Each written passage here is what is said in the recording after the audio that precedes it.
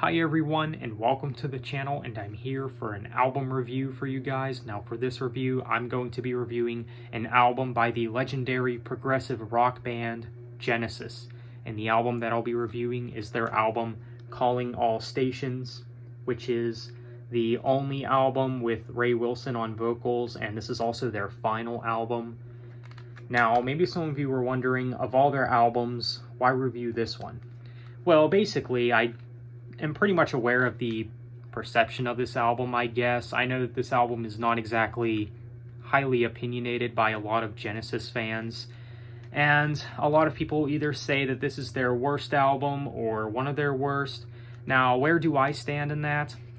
I don't know if I would say it's their worst, but I probably would agree that it is one of their worst. But I don't know about their top worst album or whatever, but yeah, so that's one of the reasons I wanted to review this album, just to go over, and explain why I don't think that this album is as bad as a lot of fans say it is, because I do know that there's a lot of people that say, there's nothing good on this album is good for nothing, basically, and I personally don't agree with that, because I think, a lot of people pass up a lot of the songs on this album. Now, I do understand the complaints with the album, of course, with a different vocalist that's not Phil Collins or Peter Gabriel. I can definitely understand the complaint with that. Like, why did they have to end off their career with, a completely different singer, And another complaint that I've heard is that this album just doesn't sound like Genesis.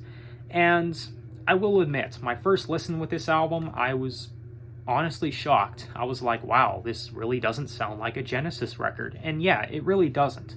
But does that really mean that it's a bad album, though? That's the thing. And that's the thing that I want to talk about a little bit. Now, there are, maybe a few songs on this album that do sound like Genesis, but the whole album as a whole, not really.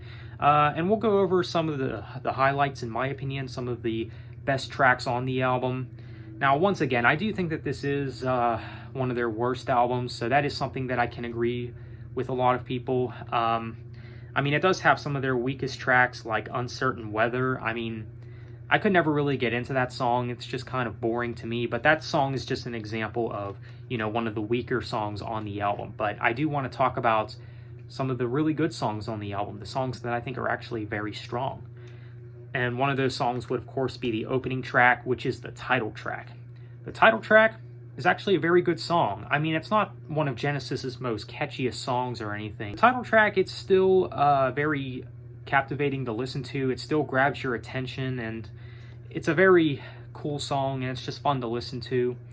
And, of course, same could be said about the next song, Congo, which is probably the biggest song on the album. I do know that it's one of the singles, and this song is definitely an example of how different this album is compared to anything that Genesis has done before. Because this song, it doesn't even sound like it's a Genesis song. And, I still like it, though. I still think it's a very good song. It's very catchy. It's one of those songs that will definitely get stuck in your head for sure.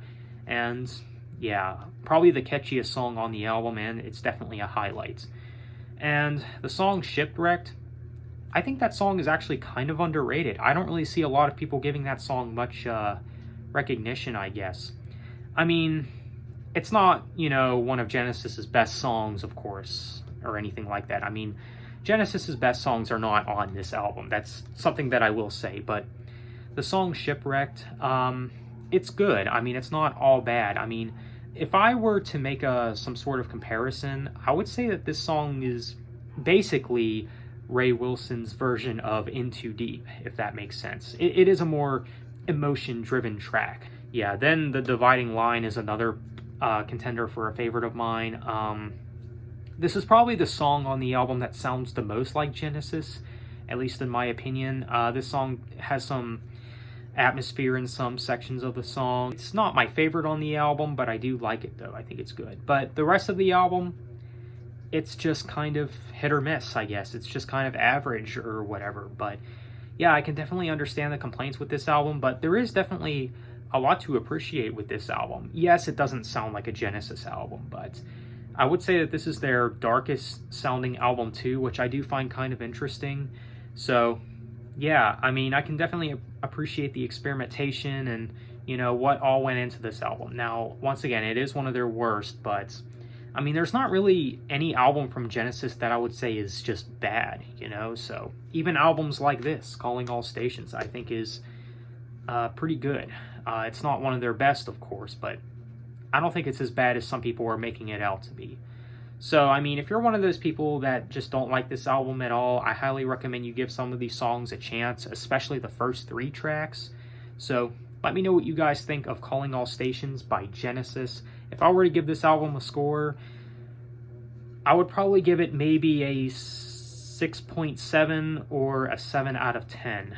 Yeah, I would just say it's a good album. It's not a great album, but I would say it's a good album. Okay, so that's my review. So let me know what you guys think. Are you a Genesis fan? Have you heard this album? Feel free to let me know. So on that note, thanks for watching. Have a nice day and take care.